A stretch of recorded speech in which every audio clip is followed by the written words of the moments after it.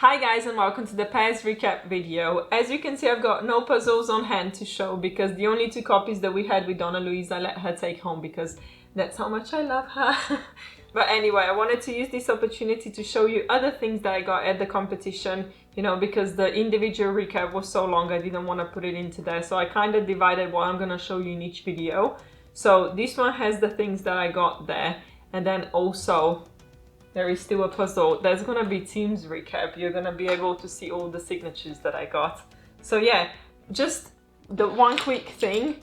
In the beginning of the competition, you get this little card and it tells you when you're competing. It gives you your table, your time and your group. And then the back I kind of used to write my own stuff on, you know, when I went into semi-finals and finals. So I just put it down so I knew what was going on because this is actually gold.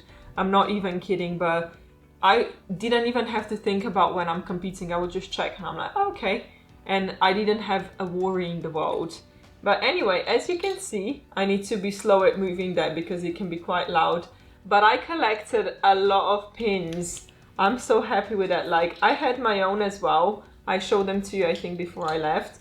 But there are just so many. And I think this was like the best part of the competition. So I would just have this around my neck and was just collecting them and then, you know, exchanging pins with each other and everything. So it's just fun because you get to meet so many people. As you can see, I met a lot of people. But yeah, this is so cute. I absolutely love that. Okay, let me show you the other thing. So I got a couple of earrings and I already wore one of them for the Slovenian competition. But I think this is brilliant. Come on, these are actual puzzle pieces. This one is from wood. And this one is just a cardboard puzzle. But this is just stunning. You can just take any puzzle and make earrings out of it. So if you want to do it, you can easily do it at home. So thank you to both of you who gifted me the earrings. I absolutely love them and, you know, I'm gonna keep wearing them. And then we've just got a few, well, what are they called? Stickers / business cards. So it's just a few of them. And I still need to find the place where I'm gonna stick them. And there's just a few postcards. So this one came in at the competition. I think we had it on the tables in the first round. So it's basically just like a postcard. And those two I got from a Slovenian girl who actually helped us with our logo this year because Stein wanted his lion to look cuter. So, you know, because we all had some shading, but the lion didn't. And he was like, oh, I just want some shading on. So she was really nice and she did it for us. I actually met her in Slovenia. She's been at our competition most of the time. And she's basically like a graphic designer, as you can see. So that's her cat with puzzle pieces and she had them to gift away at the Worlds. So I think this is absolutely cute. You know, we had pins, she had cards. It's just so adorable. I love when people make effort to do those things. And then last but not least, I got that from Donna Louise and I wore it the entire time. We did the same last year. She got me one as well. And because we represented New Zealand, I made sure I wore it. And I had this on throughout the entire competition. It's almost like a tradition, is my good luck charm for when I'm puzzling. So thank you so much, Donna Louise. Oh, she loves me so much and I love her so much back. Anyway, enough about the stuff that I got. I think it's time to move on to the competition. So I'm gonna divide this video, I'm just gonna go in order. So we are gonna have preliminary round, semi-finals and then finals. So let's start with preliminary round. The first puzzle was from Group A and the title of this one is Farm in Sweden. So of course we got that puzzle because why not? You know, I got all brown in preliminary round for individuals and then I got all green in preliminary round for pairs. It seems like it's a thing because last year I know that by statistics we got the most difficult puzzle out of all of them in the, well, preliminary pairs round. And I think this year is like, can it even get worse than that? And the funniest part is we had that puzzle in our Airbnb on the table for about 3 days and Stein and Siobhan kind of like puzzled it. Well, not really, it wasn't speed puzzling, but it was more like get to know the image puzzle. There is one thing about this puzzle that I have to admit, and as soon as I saw it, I kind of realized that there is no way we are making it to semi-finals because, you know, this puzzle is just horrendous. And because of that, I kind of relaxed. I don't know how to explain, but there was no pressure to finish it in a certain amount of time. There was no pressure to make it into the semi-final. I just puzzled. And Donna Louise was feeding me pieces because she did some sorting, and all I was doing was just placing the pieces in. And I came to a point where like almost half of the puzzle was done, and I'm like, when is this gonna become difficult? Like, I enjoy this puzzle so much, and that was definitely not the case with other people, because when I spoke to them, I was like, oh my god, this puzzle was a nightmare. Oh, it's just green, I couldn't do it, it was this and that. And I came out, and still to this day, I cannot say that this puzzle was difficult for me, because I just enjoyed it. And yeah, I think it just goes to show how important it is what we actually think about the puzzle, how much pressure we put on ourselves to do well or to beat a certain amount of time or people or whatever.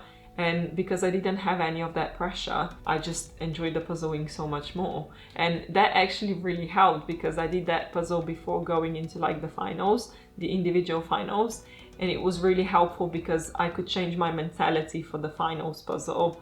So it wasn't, you know, stressful for me when I was puzzling, because last year, finals, oh my god, I was stressing out so much, and this year that wasn't the case at all. So there was 176 pairs and 83 pairs finished within 75 minutes, which gives us 47.2% completion rate. Our time on this puzzle was 55 minutes and 5 seconds, which gave us 30 seconds spot. And the fastest pair was Kristin and Linda with 33 minutes and 58 seconds. The next puzzle is from Group B, and it's called Fairy Magic. In all honesty, when I saw that puzzle, I was like, how did we end up getting such a difficult puzzle? And then this is what I get the next puzzle. And like I said, don't get me wrong, I absolutely enjoyed the puzzle, but it's just that initial reaction when you saw it, and it's just like, this is all green. It's still like, this would be way more enjoyable. I mean, you've got colors to separate, you've got sections, but then again, I would probably give myself more stress because, you know, I would want to finish it quicker, because I had a chance to qualify, and then it would stress me out, and then it would be less enjoyable. You see, it's a tricky situation. I don't actually know. I mean, to be fair, I don't particularly like the image that much. I just think in terms of puzzling, it would be a lot easier to puzzle. There was 179 pairs in this group and 143 finished, which gives us 79.9% completion rate. And the fastest time got Teresa and Marketa with 23 minutes and 9 seconds. The next puzzle is from Group C, and the title of this one is Pink Thunderstorm Mood. This again is one of the puzzles that we had at our Airbnb. I think Stein bought it, I'm not completely sure. And Donna Louise and Stein actually puzzled it. And I was like, what is wrong with you?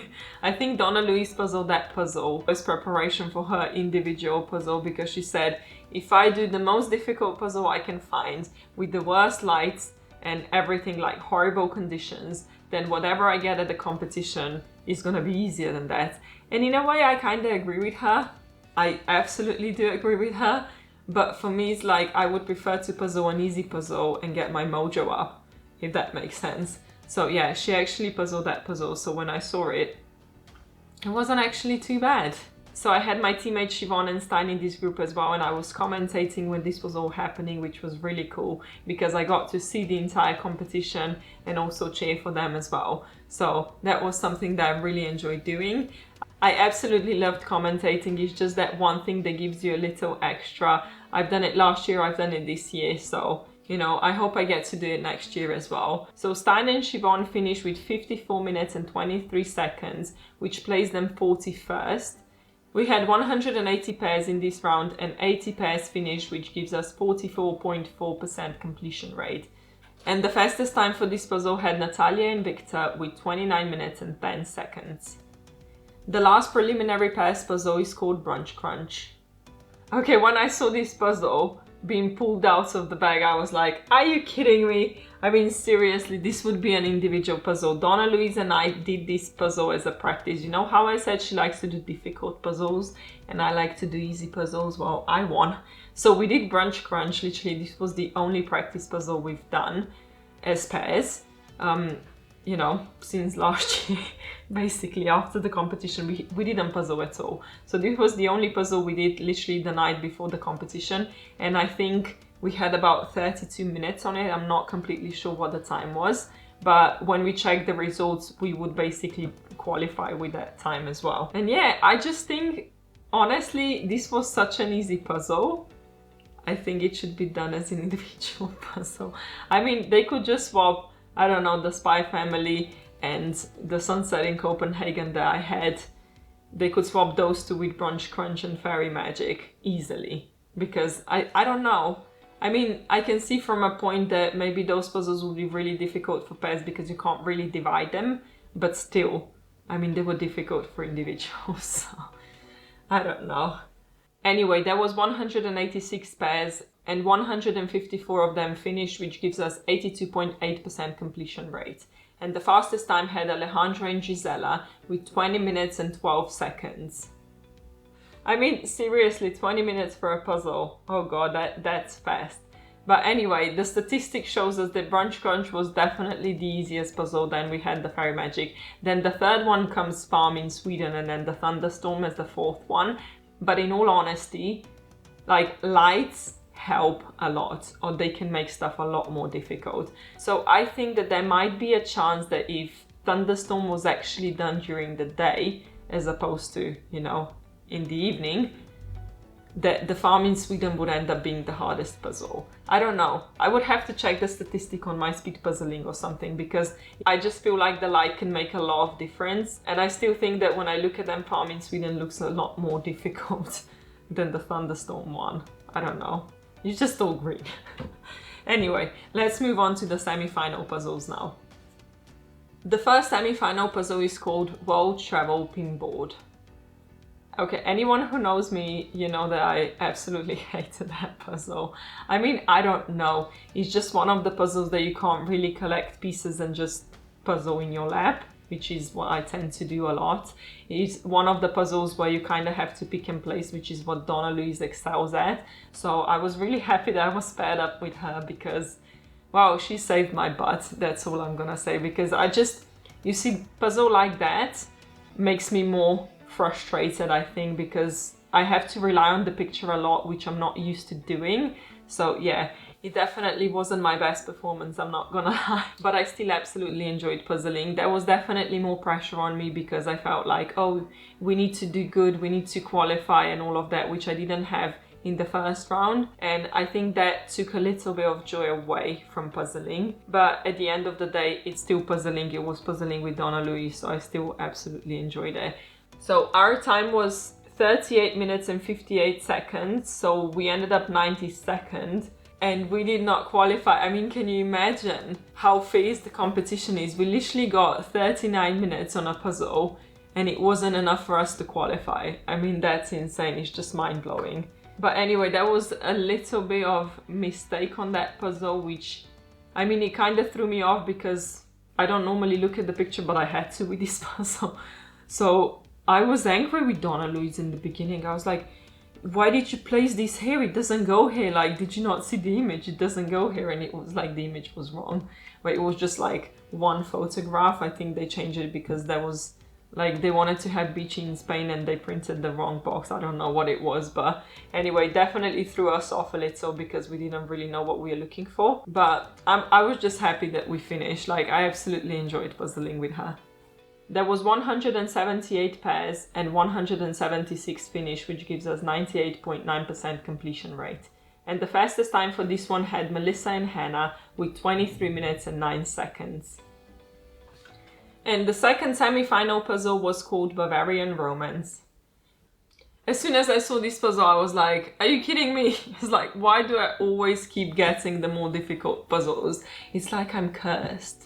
So maybe that's why Donna Louise doesn't want to puzzle with me next year. Is that the reason, Didi? Is it? Just kidding. Anyway, yeah, the puzzle looked really good because, you know, you've got sections that you can separate it to and then you don't need a picture to puzzle, which, you know, is what I do.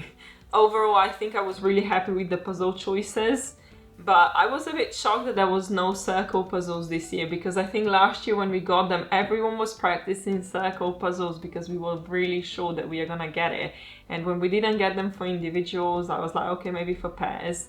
You know, the only question that was left was, what are we gonna get for the finals puzzle? Because last year, last year was really bad. Stein and Siobhan finished with 35 minutes and 40 seconds, which placed them 75th. But there was 180 pairs in this round and 179 finish, which gives us 99.4% completion rate. And the fastest time got Gisela and Alejandro with 21 minutes and 59 seconds.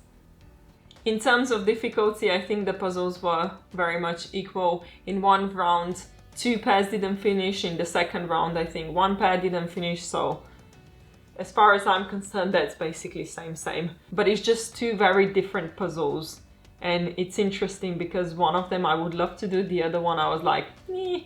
But I think it just goes to show that we're all different, and you know, I think it's really difficult to judge one person just based on, you know, that one puzzle, because one puzzle you can do really fast because you're really good at it, but then the second puzzle you're gonna absolutely hate, and even because of that, as soon as you see the puzzle you kinda lose your mojo and don't want to really puzzle, which I think also makes you slower as well.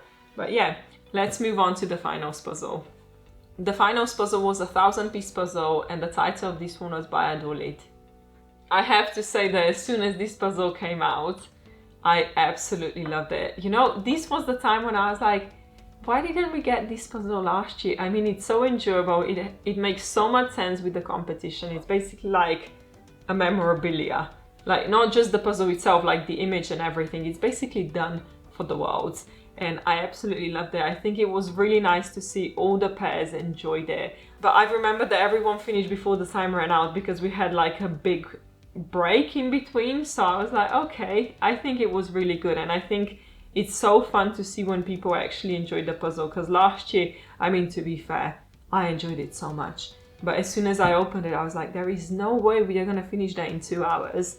And you know, I didn't really care about how fast I am, how many pieces I put in. I was just puzzling and talking to Donna Louise, really. I didn't care about anything else. But it did come to a point when it was like 90 minutes in and I was like, oh, I'm getting a bit tired. Like, I've puzzled all groups that day and it was getting late, it was getting dark, I was getting hungry, and I'm like, why didn't they just limit that to 90 minutes and just, you know, end the suffering? So that wasn't the case this year, which I think is brilliant, because if you give pairs puzzle, like if you give a 1,000-piece puzzle to a pair, I think it's really important to make it an easier image, because it's only 2 people working on it and it can take way too long if, you know, give them a difficult image. So like I mentioned, everyone finished the puzzle in time, and the fastest time had Teresa and Marquetta with 47 minutes and 41 seconds, which basically made them the World Jigsaw Puzzles Pairs Champions of 2024. But on that note, I actually have something I want to tell you. It's still a little bit of a secret, so I can't spoil too much. But Donna Louise bought all the puzzles, you know, from the competition, and then she stayed in Slovenia with me for 2 weeks. So, you know, we might or might not have done all the puzzles. Well, the pairs puzzles. So something to look out for. Just saying. Did I say something? I didn't say anything. Anyway, this is gonna be it for this video. I hope you enjoyed it. If you did, it would really help if you can like and subscribe. It just helps my channel grow, and, you know, helps the, what is it called? I forgot. The algorithm. That's what it's called. So yeah, I'll see you next week with the teams recap, and until then, bye.